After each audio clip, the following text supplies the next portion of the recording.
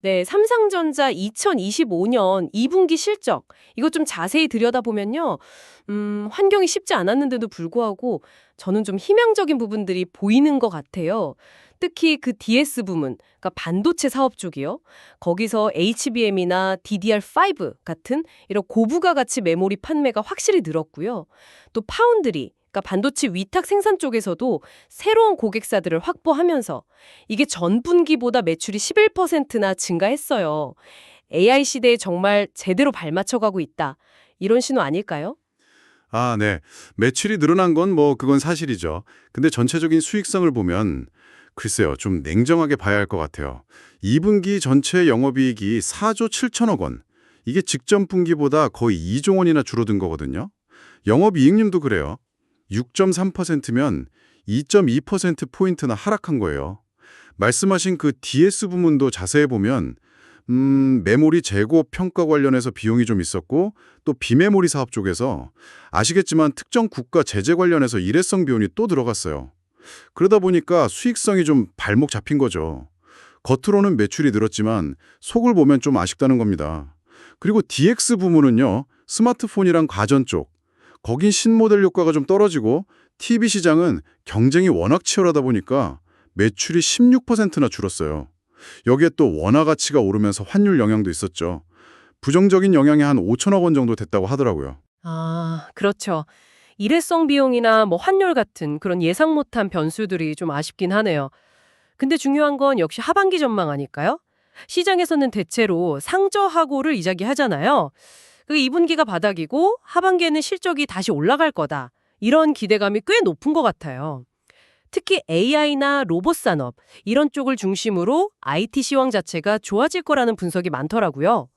삼성전자도 여기에 맞춰서 AI 서버에 들어가는 HBM3E 같은 최첨단 메모리 수요에 적극 대응하고 시스템 LSI 쪽에서는 플래그십 스마트폰의 핵심이죠. SoC 경쟁력을 더 강화한다고 하고요. 파운드리도 경쟁이 정말 치열한데 2나노 기술 경쟁력을 높이는데 집중하고 있다고 합니다. 그리고 MX 사업부 모바일 쪽도 새로 나온 폴더블 폰 반응이 꽤 뜨겁잖아요. 기기 전반의 AI 경험을 넓히려는 노력도 보이고요. 네, 뭐 하반기 반등 기대감 그거 자체는 형성된 게 맞아요. 맞는데 근데 그 기대를 현실로 만들려면 이게 넘어야 할 산이 너무 많아 보입니다. 제 생각에는요. 일단 글로벌 무역 환경이 여전히 불안정하고 지정학적 리스크도 언제 어떻게 털릴지 모르고요. 특히 미국의 관세 정책 같은 거. 이런 변수가 너무 많아요. 전 세계적으로 경기가 둔화될 수 있다는 우려도 여전하고요. 이런 큰 불확실성 속에서 IT 수요가 종락 예상대로 강하게 반등할 수 있을까요? 전 좀 회의적입니다. 게다가 TV 시장은 뭐 아시다시피 이미 성장에 멈춘 레드오션인데 경쟁은 더 치열해지고 있고요. DS 부문에서 말하는 HBM이나 이나노 같은 첨단 기술 경쟁력 강화, 또 파운드리 수익성 개선 약속, 이게 구체적인 숫자로 실적으로 증명되기까지는 시간이 꽤 걸릴 겁니다. 약속이 정말 성과로 이어질지는 좀 더 지켜봐야 하는 문제죠. 글쎄요, 그래도 저는 미래를 위한 준비는 정말 착실하게 하고 있다는 점, 이걸 좀 강조하고 싶어요. 차세대 HBM 있잖아요. HBM4. 이거 샘플은 이미 주요 고객사들한테 보냈다고 하고 2026년 양산을 목표로 개발 중이라고 합니다. 그리고 테슬라한테서 16억 5천억 달러, 우리 돈으로 하면 20조 원이 넘는 엄청난 규모의 파운드리 계약을 따낸 거.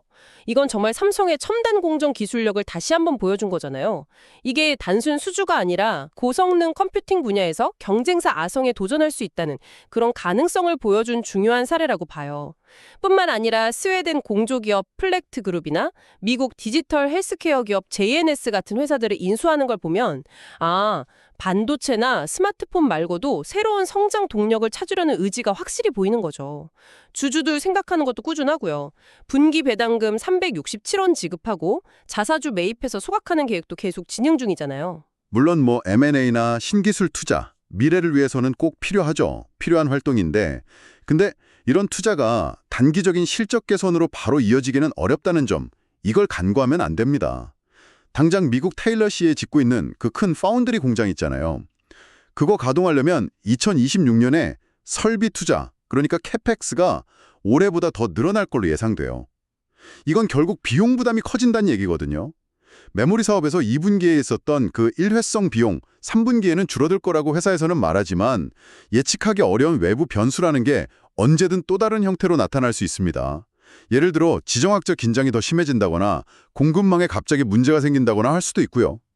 결국 미래기술 투자와 현재 수익성 관리 사이에서 뭐랄까 아슬아슬한 줄타기를 해야 하는 그런 상황인 거죠. 모바일, 가전 할 것 없이 전 사업 부문에 걸쳐서 혁신 속도를 막 높이면서 미래의 시장을 먼저 잡겠다. 이런 강한 의지를 보여주는 것 같아요. 단기적으로 좀 어려움이 있더라도 장기적인 비전을 보고 계속 나아가고 있다. 그런 인상을 받습니다. 하지만 그 과정이 뭐 결코 순탄하지만은 않을 겁니다. 기존 주력 사업에서는 경쟁이 점점 더 심해지고 있고 또 글로벌 경기 침체 가능성이라는 어두운 그림자도 있고요. 여기에 미중 기술 패권 경쟁이나 관세 문제 같은 정말 큰 외부 파도까지 넘어야 하는 상황이죠. 그러니까 삼성전자가 가진 기회만큼이나 위험 요인도 만만치 않다는 겁니다. 시청자 여러분께서도 이 거대한 기술 기업이 지금 마주한 기회와 위협의 소용돌이 속에서 과연 어떤 전략으로 이 어려움들을 헤쳐나갈지 그 다음 행보를 계속 주목해 보시면 아주 흥미로운 관전 포인트가 될 것 같습니다.